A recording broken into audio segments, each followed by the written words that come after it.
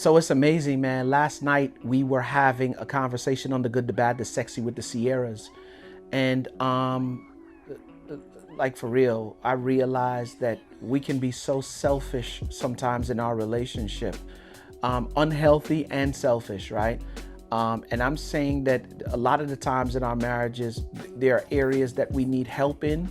There are areas in which we need healing and we refuse to get the healing, but we continue to operate the way that we're operating and continue to get the results that we're getting. And I'm saying to you that that is so doggone selfish. You brought somebody or asked somebody to be a part of your life or decided to be a part of somebody's life, right? And here's the funny thing. In our selfishness, we have a way sometimes where we're takers, right?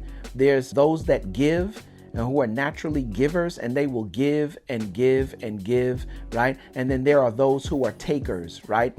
And they will take and take and take until they suck you dry, and then they find somebody else to start taking from. The funny thing about that is that you take and take and take like that because there's some way or another, there's some unhealthiness that resides somewhere in you. It may be related to a past trauma, a past experience. And guess what? Your taking is now starting to frustrate your spouse. And your spouse is frustrated because, like for real, they're doing all that they can to make sure that you're happy because they are givers and you steady there just taking. The way that a marriage work is supposed to be, I give, you give. I give, you give. It's almost a tennis match in giving, if you will. And it goes back and forth, back and forth. The word of God declares that it is better to give than it is to receive. But some of us don't even know that you're taking because there's some part of your consciousness or some part of your mentality that is unhealthy and it needs to be fixed. And it is so selfish of you to be in a relationship and take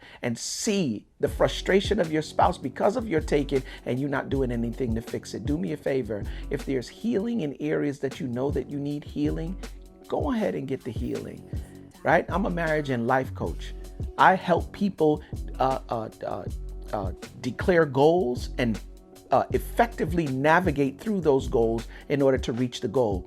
Somehow, and in some certain situations, there are some who can identify a goal and they want to work towards the goal. But the thing that prevents them in getting to the goal is that unhealthy part of their lives or unhealthy part of their consciousness or unhealthy part of their philosophy that allows them to make adjustments for a little bit and then revert back to things the way that they were as soon as things get better again. And so it ends up becoming like a seesaw motion. No, if we resolve a problem, we want to declare it resolved, move on, and never have to face that thing again. Do me a favor, guys.